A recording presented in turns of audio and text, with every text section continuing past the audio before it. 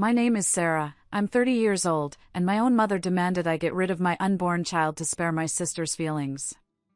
Before I tell you how this monstrous demand led to a family-shattering divorce and exposed a secret that was buried for years, I just want to say hello. Thank you for being here, and I hope you're having a wonderful day. Please, let me know in the comments what city you're watching from. It truly means a lot to know I'm not alone in sharing this. The phone was pressed so hard against my ear I thought the plastic might crack. My other hand was resting on my stomach, a stomach that was still flat, but held the entire world inside it. My world. My baby. And on the other end of the line, my own mother's voice, cold and flat, repeated the words that still echo in my nightmares. Sarah, I'm serious. You need to get rid of it. The world seemed to shrink down to just that one voice, and for a second, I couldn't breathe. A buzzing started in my ears, hot and loud, drowning out the sound of the TV in the living room where my husband, Mark, was watching a football game, completely unaware that my world was imploding. Did I hear that right? Get rid of it? Like it was a stray cat I'd brought home, or a piece of old furniture. Not a baby. Not her first grandchild. Just 3 hours earlier, my world had been perfect. It was a crisp Sunday evening in our small town in Ohio. The air smelled like autumn leaves and wood smoke. We were at my parents' house for our weekly dinner, the same dinner we'd had almost every Sunday since Mark and I got married. The smell of my mom's roast chicken filled the house, a smell that had always meant comfort, safety. Mark's arm was warm around my shoulders as we sat at the familiar oak table. My dad, David, was telling a story about one of his customers at the hardware store, and my sister, Ashley, who was 3 years younger than me, was scrolling through her phone, barely looking up. That was typical Ashley. I waited for a lull in the conversation, my heart pounding a happy rhythm against my ribs. I squeezed Mark's hand under the table, and he squeezed back, giving me a nod. This was it. So, we have some news, I announced. My voice came out a little shaky. My dad stopped mid-sentence and looked at us, a big grin spreading across his face. Well, don't keep us in suspense. I took a deep breath. We're pregnant. For a moment, there was just stunned silence. Then my dad erupted. He shot up from his chair, came around the table, and wrapped both Mark and me in a huge bear hug. I'm gonna be a grandpa. I knew it. Congratulations, you too. His joy was so pure, so absolute, it filled the room. Mark was beaming, thanking him, his eyes shining with happy tears. I looked over at my mom, Karen, expecting to see the same joy reflected on her face. She loved kids. She'd been talking about being a grandmother since the day I got married. But her smile was wrong. It was tight, thin, and it didn't reach her eyes. Oh, she said. That was it. Just, oh. Well. That's news. Ashley didn't even look up from her phone. She just grunted something that sounded like congrats. The warm bubble of happiness I was in suddenly felt a little cold. I tried to ignore it. Maybe she was just surprised. Maybe it hadn't sunk in yet. But through the rest of dinner, she barely said a word to me. She kept asking Ashley about her work, about her plans for the week, pushing peas around her plate with her fork. Every time I tried to talk about the baby, about due dates or morning sickness, she would change the subject. It felt like a punch to the gut, but I told myself I was being overly sensitive. When we left, she gave me a quick, stiff hug at the door. Call me later, she whispered. We need to talk. And now, here I was, standing in my own kitchen, the smell of our own dinner long gone, and that talk was happening. Why? I finally managed to choke out. The word felt like swallowing glass. Mom, why would you say that to me? There was a sigh on the other end, the long, suffering sigh she always used when she was about to explain why my feelings were wrong and hers were right. Sarah, you have to think about other people. You can't be so selfish. Selfish? My voice cracked. I'm having a baby with my husband. How is that selfish? It's about Ashley, she said, her voice dropping as if she were revealing a state secret. You know, she and Kevin have been planning to get pregnant this year. They've been trying. It hasn't happened for them yet. I was floored. I didn't know how to respond to that. Ashley and I weren't close. We were civil at family gatherings, but that was it. Her life was her life, mine was mine. So, was all I could manage. So, she's very fragile right now, my mother continued, her voice gaining steam. This news of yours, it's going to destroy her. It's just not the right time for you to do this. It's terrible timing. My mind was reeling. Terrible timing? Get rid of it? She was talking about my baby, the little life I already loved more than anything in the world, like it was an inconvenient appointment I needed to cancel. My silence must have given her the wrong impression, because her voice softened, becoming syrupy and manipulative. You're young, Sarah. You and Mark have plenty of time. You can always have another one. Ashley, this is her one chance at happiness this year. You wouldn't want to be the one to take that away from your own sister, would you? Of course. Here is the complete story, from part 2 through part 8, written according to all of your specifications. The question hung in the silence of my kitchen, a toxic cloud of manipulation. You wouldn't want to be the one to take that away from your own sister, would you? For a long moment, I couldn't form a single word. My body was frozen, but my mind was screaming. I looked around my own home, the little magnets on the fridge, the dish towel Mark had bought me, the soft glow from the living room lamp, and it all felt alien.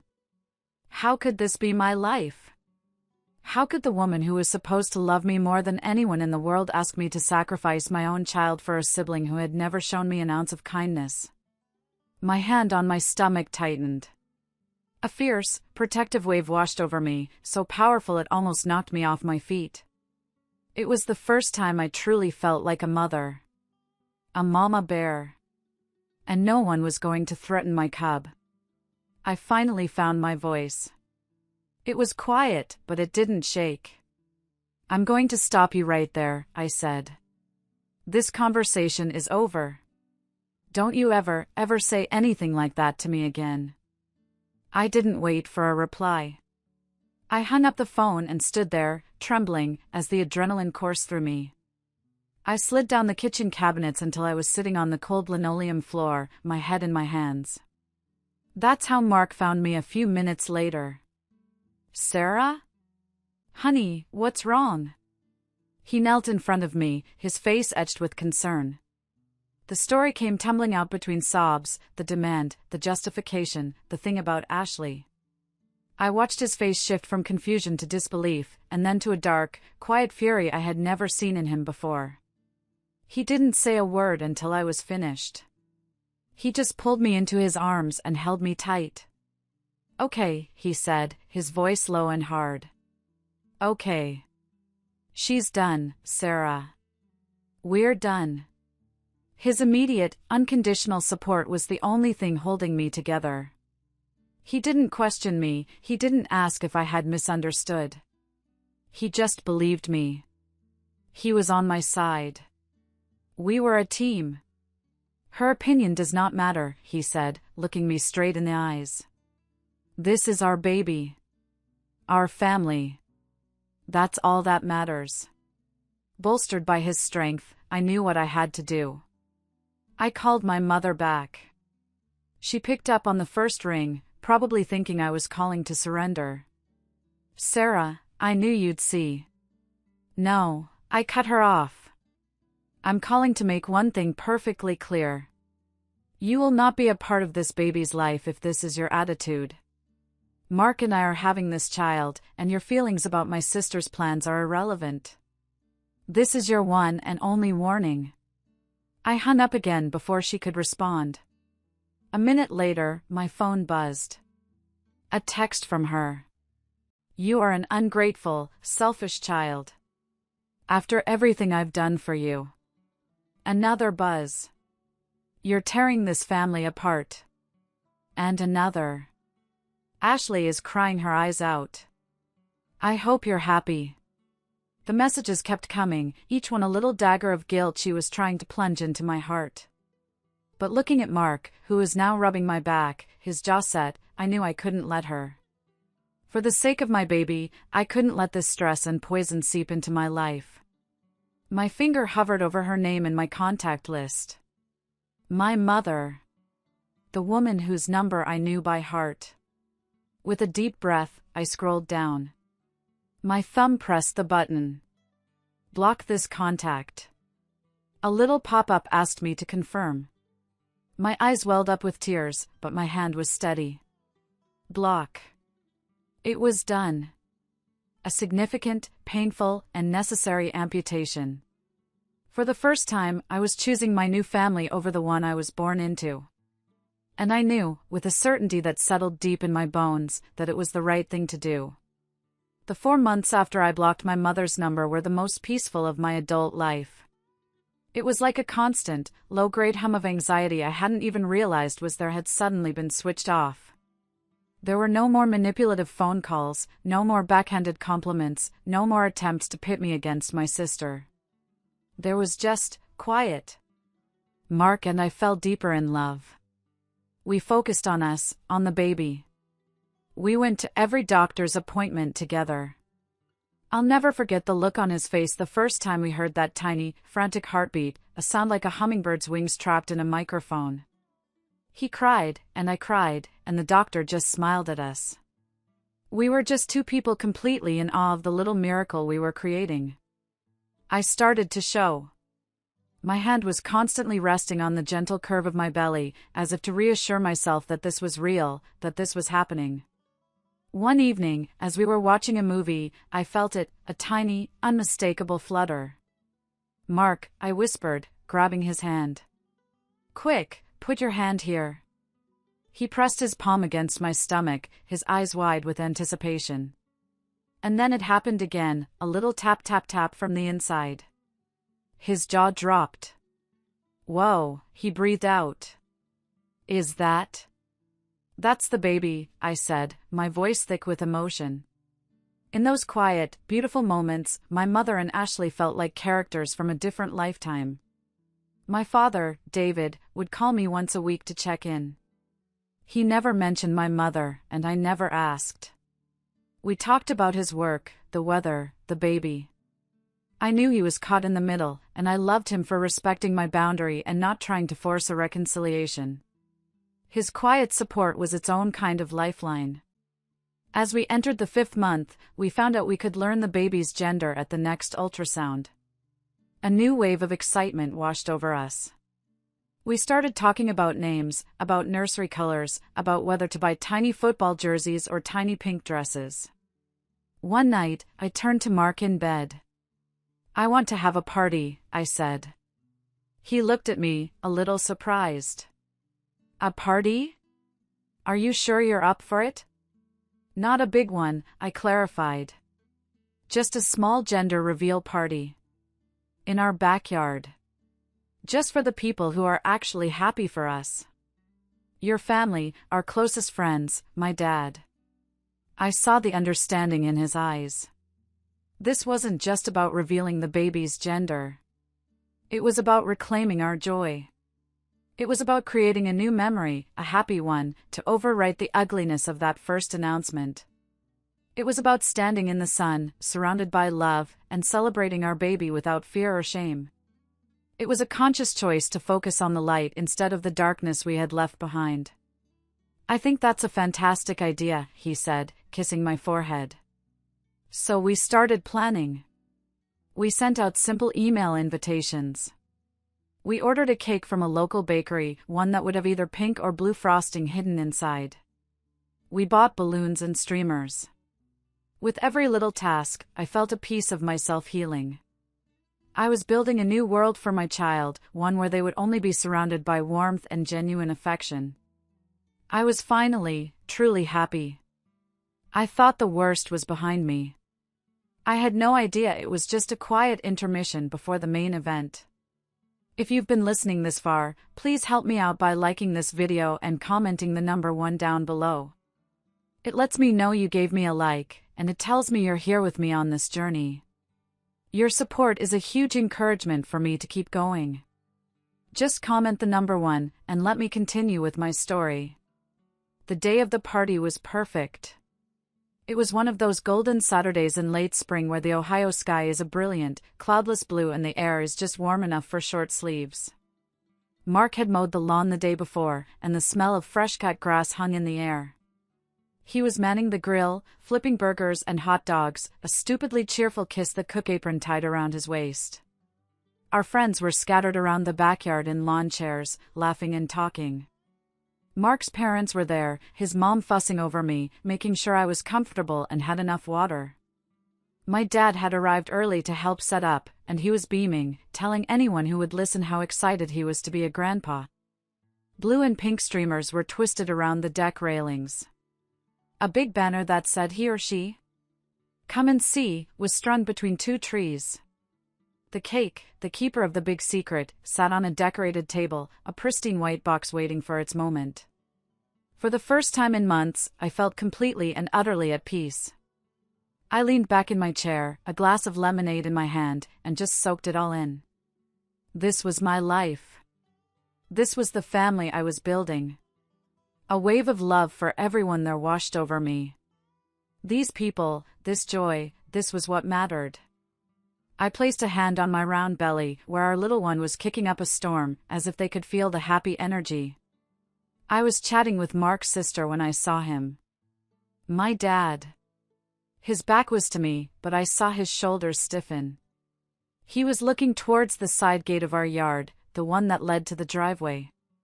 The smile vanished from his face, replaced by a look of weary resignation. A cold knot of dread formed in the pit of my stomach. I knew. Before I even turned to look, I knew. And then I saw them. My mother, Karen, and my sister, Ashley, were walking through the gate as if they owned the place. They hadn't come through the house, they had just let themselves into our backyard. My mother was wearing a floral dress and a fake, bright smile, like she was the guest of honor. Ashley trailed behind her, sunglasses hiding her eyes, her arms crossed tightly over her chest. The laughter and conversation around us didn't stop immediately, but it faltered. A few of our friends who knew the situation shot me worried glances. The air, which had been so light and festive just moments before, suddenly felt thick and heavy.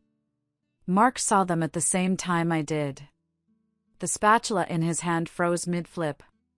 He looked at me, his eyes asking a silent question, "What do you want to do?"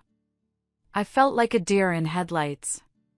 100 different scenarios flashed through my mind. Do I scream at them to get out? Do I cause a massive scene and ruin the party for everyone? Do I ignore them? Every option felt wrong.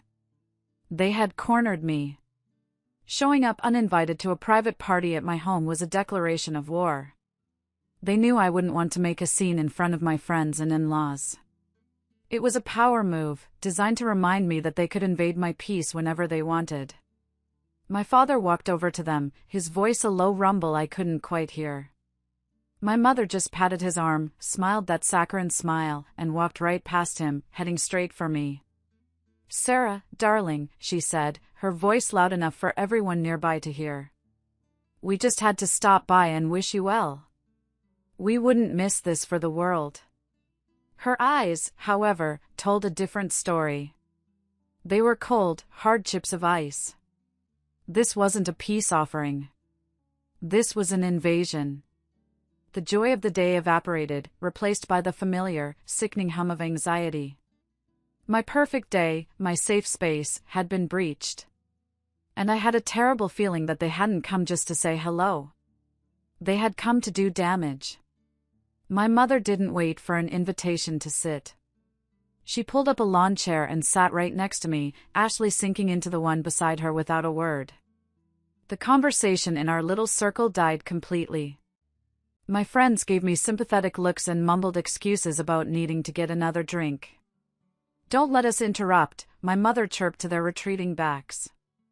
She then turned to me, her voice dropping to a conspiratorial whisper.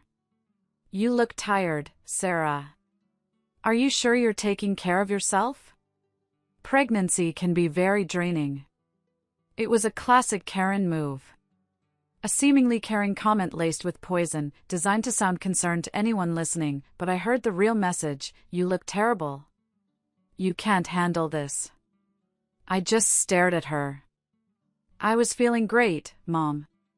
Mark came over then, a plate of food in his hand that he set down in front of me.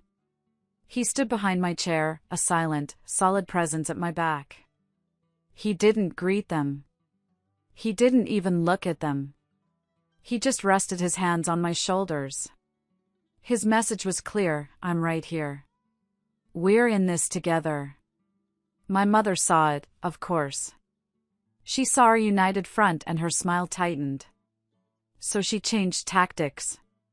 She got up and started to mingle. But it wasn't a friendly mingling. I watched her as she moved from group to group, a shark gliding through unsuspecting waters. She would join a conversation, and I would see her lean in, her expression turning sad and concerned.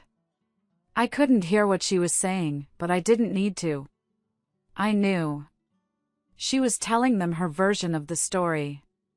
A sad, twisted tale about her difficult, hormonal daughter who had cruelly cut her off for no reason. About her poor, heartbroken younger child, Ashley. She was painting herself as the victim, the loving mother just trying to mend her broken family. She was poisoning the well, turning my day of joy into her personal stage for sympathy and drama. My blood began to boil.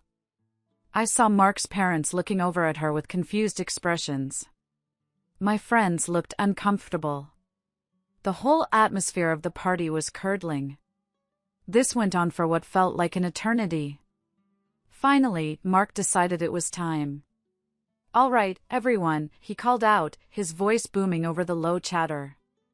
"I think it's time to find out if we're buying pink or blue. Let's cut the cake." A cheer went through the crowd. This was the moment everyone was waiting for. It was a chance to salvage the day, to focus back on the baby, on the happiness. Everyone gathered around the dessert table where the big, beautiful cake from the bakery sat waiting. It was a simple white cake, decorated with little blue and pink question marks. Mark handed me the knife. "You do the honors, honey," he said, wrapping an arm around me. I took a deep breath, trying to push away all the negativity. I looked at the happy, expectant faces of our friends, of my dad and my in-laws. This moment was for us. For our baby. I smiled, a real smile this time, and positioned the knife over the center of the cake. And that's when it happened. Ashley, who had been standing silently at the edge of the crowd, suddenly moved. She started walking towards the table, her phone held up as if she were taking a video. "Let me get a closer look for the video," she said loudly. She took 2 steps, and then her ankle seemed to twist grotesquely. She let out a theatrical cry of pain and lunged forward, not away from the table, but directly into it. It was like slow motion. Her hands shot out, supposedly to catch herself, but they slammed right into the side of the cake stand. The beautiful cake wobbled for a second, a perfect white tower of hope. Then, it tipped. It slid off the stand and crashed onto the grass with a sickening, silent thud. A collective gasp went through the crowd. There, on our perfectly manicured lawn, was a splattered mess of white frosting and ruined cake. And in the very center of the mess, exposed for everyone to see, was a vibrant, unmistakable streak of bright blue. It was a boy. But the moment was gone. It wasn't a reveal, it was an accident scene. My moment of joy, the one thing I had wanted to reclaim, was lying in a heap on the ground, destroyed. Ashley was on the ground now, clutching her ankle. "Oh my gosh, I'm so clumsy. I'm so sorry, Sarah. I ruined it," she wailed. But as I looked at her, I saw it. Just for a split second, before she buried her face in her hands. A flicker of a smirk. A flash of triumph in her eyes. She hadn't tripped. She had done it on purpose. She had seen my one moment of pure happiness and had decided to smash it to pieces, right in front of everyone I loved. And my mother was right there, rushing to her side, cooing and coddling her, casting a sorrowful look my way as if to say, "See what happens when you upset your sister?" The party was over. The joy was gone. All that was left was a ruined cake, a lawn full of stunned guests, and a deep, burning humiliation that felt like it was going to swallow me whole. The days after the party were a blur of quiet, seething anger. Our friends and Mark's family had been incredible, calling and texting to say how sorry they were, how terrible that accident was. They all knew, of course. They knew it wasn't an accident. But everyone was too polite to say it out loud. The wordless support helped, but it didn't erase the image of that cake splattered on the grass, or the smirk on my sister's face. It was a violation, a deliberate act of psychological warfare, and I couldn't shake it. I didn't want to leave the house. I felt fragile, exposed. Mark was a rock. He took a few days off work, just to be with me. He screened my calls, made me meals, and just let me sit in silence when I needed to. "We don't have to see them ever again," he said one evening, his voice firm.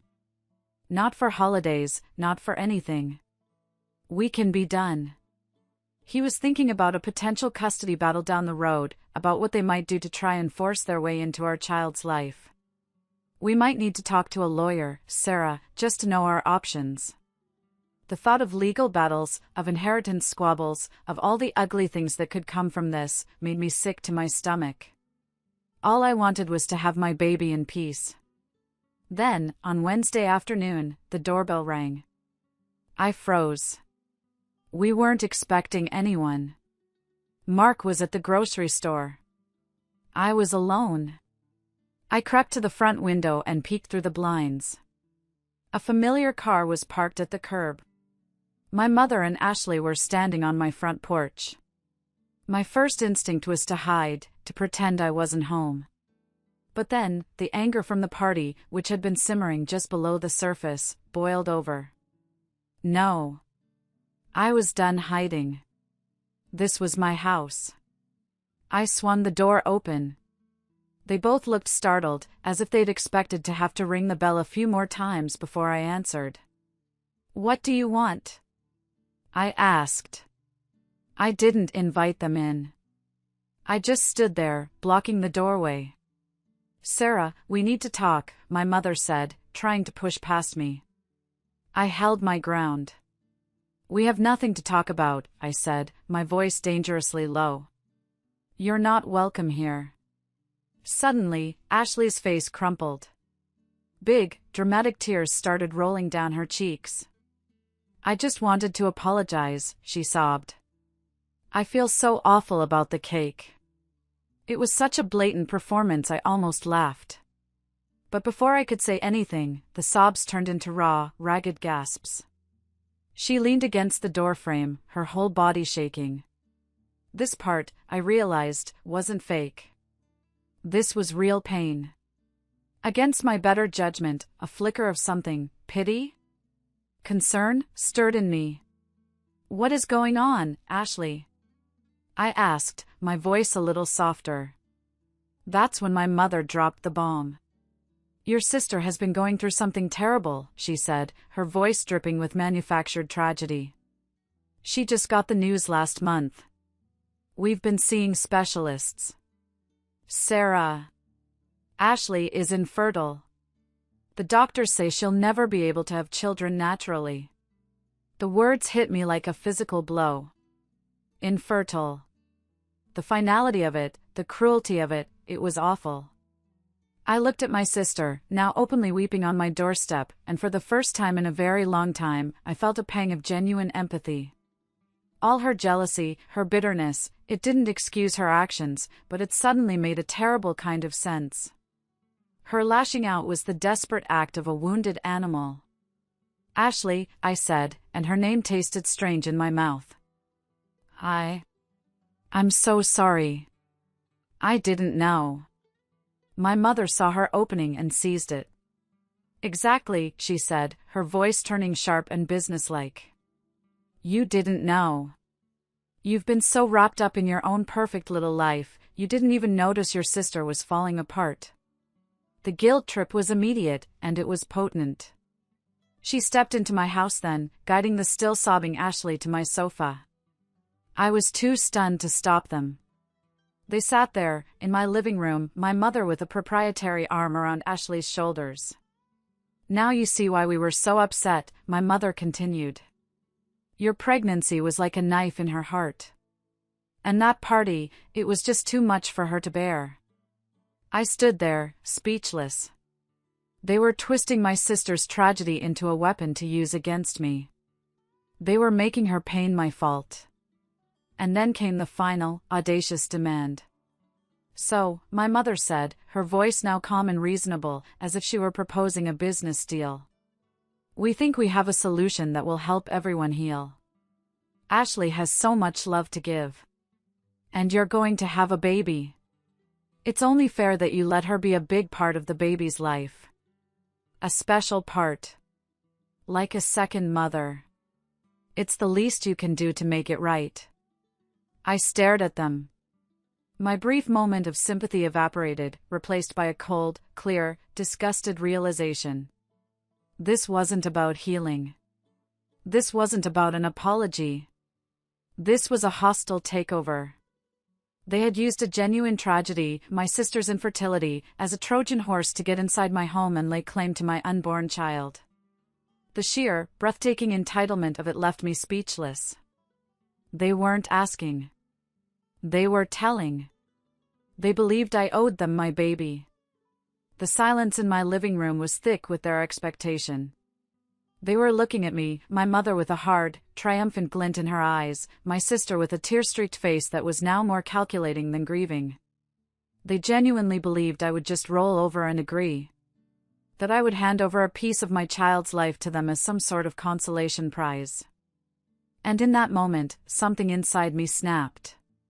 The years of being second best, of having my feelings dismissed in favor of Ashley's every whim, of being the reasonable one who was expected to just take it all came rushing to the surface. The protective mama bear I'd felt on the phone call months ago was back, but this time she wasn't just growling, she was ready to attack. My voice, when it came out, was terrifyingly calm. "Get out," I said. My mother blinked. "What?" "Get out of my house. Now." "Sarah, don't be ridiculous," she scoffed. "We're trying to fix this." "Fix this?" I let out a laugh, but it was a harsh, ugly sound. "You think you can fix this?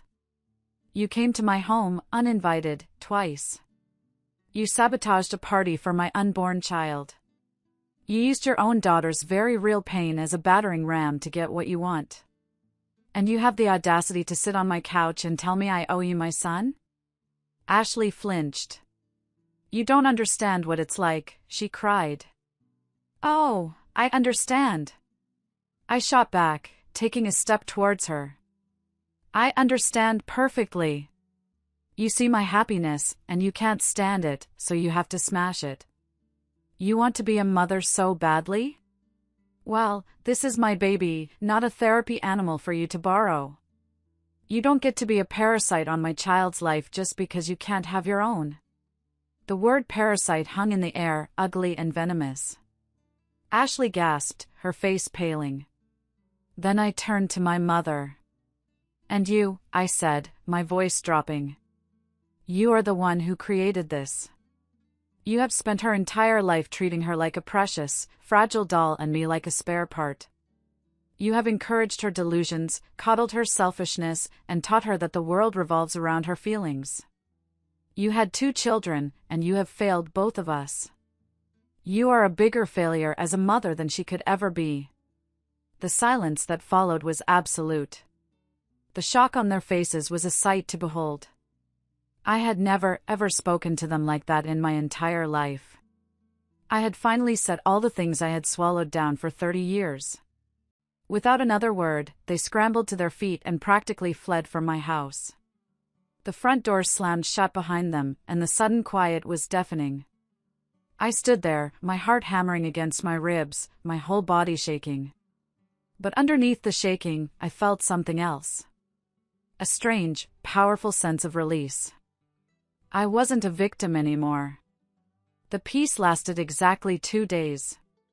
On Friday, my phone started blowing up with messages from extended family. Aunts, cousins. What did you do to your mother? Why would you say such horrible things? I was confused until Mark's sister sent me a screenshot. It was a public post from my mother's Facebook page. It was a long, rambling novel of self-pity, detailing how her cruel, ungrateful daughter, me, had attacked her poor, grieving, infertile child, Ashley, in a fit of rage, saying the most disgustingly selfish things imaginable. She conveniently left out the part where they demanded access to my baby, or the part about the sabotage party, or the phone call where she told me to get an abortion. She even hinted that my behavior was so erratic she worried for my unborn child's safety and that she might be forced to get a lawyer involved to protect her grandchild's inheritance and well-being. It was a masterpiece of manipulation, designed to make me look like a monster. And it was working. That's it, I said to Mark, showing him the post. I'm not letting her control the narrative. I'm not letting her win. We sat down at the kitchen table together. For 2 hours, I wrote. I didn't hold anything back. I started from the very beginning, the phone call. I detailed her exact words, "Get rid of it."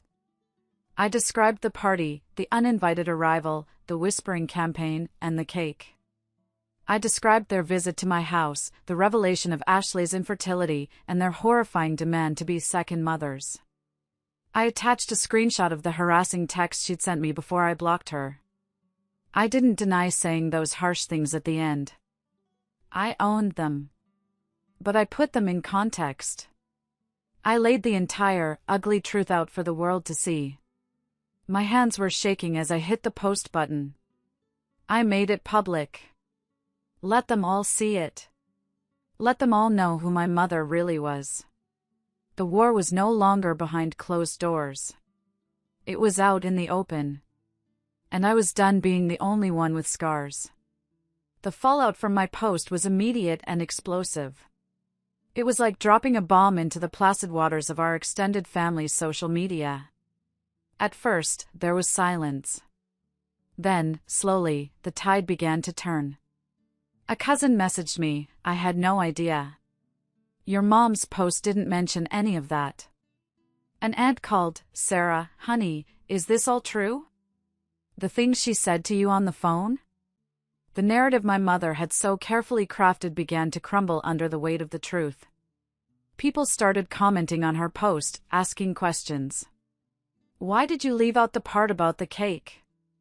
What was this demand you made? The pressure must have become too much, because by Sunday morning, her post, and Ashley's identical one, had been deleted. Vanished, as if it never happened. It was a silent admission of guilt. A victory. The most surprising validation came on Monday evening. Mark's phone rang. It was an unknown number. He answered cautiously, and I watched his expression change from confusion to grim understanding. He just listened for a long time, nodding occasionally. When he hung up, he looked at me. "That was Kevin," he said. "Ashley's husband." My heart skipped a beat. What did he want? To apologize, Mark said, shaking his head in disbelief. He saw your post. He said he wanted me to hear it from him, that every single word you wrote was true. He said living with Ashley and your mother's influence has been a nightmare. He said he's sorry for what they did to you, and that he thinks he's done. Hearing it from him, from the one other person who truly knew what it was like, was the final piece of validation I needed. It wasn't just in my head. I wasn't the crazy one. A few weeks later, my dad called. He sounded exhausted. "Ashley's moving back in for a while," he said, his voice heavy. "Oh?" I asked, holding my breath. "Kevin filed for divorce," he confirmed. He said he couldn't take the toxicity anymore. It's a mess here, Sarah. A constant soap opera. Your mother blames everyone but Ashley. And Ashley, all she talks about is your baby. How it should have been hers. A wave of sadness washed over me, not for them, but for the family I wished I had. I felt a sliver of pity for my sister, whose pain had twisted her into something unrecognizable, leading her to lose everything. Her dream of a baby, and now her husband. But the pity was distant. It couldn't touch me anymore. I had built a wall around my new life, around my peace. My priority was the little boy kicking inside me, and the wonderful man who had stood by my side through it all. A month later, our beautiful son, Daniel, was born. Holding him in my arms for the first time, all the drama, the anger, the pain of the last year just melted away. None of it mattered anymore. All that mattered was this tiny, perfect person in my arms, and the family we had created together. I have not spoken to my mother or sister since that day. Sometimes, I feel a pang of what could have been. But then I look at my son's smiling face, I feel my husband's hand in mine, and I know I made the right choice. We broke the cycle. We chose peace. And in the quiet of our happy, loving home, we found our new beginning. Thank you so much for listening to my story all the way to the end. It means more than you know. It took a lot to share this, and I'm wondering, have any of you ever had to make a difficult choice to protect your own peace and your family? Let me know in the comments below.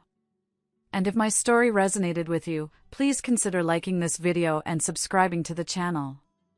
Thank you again.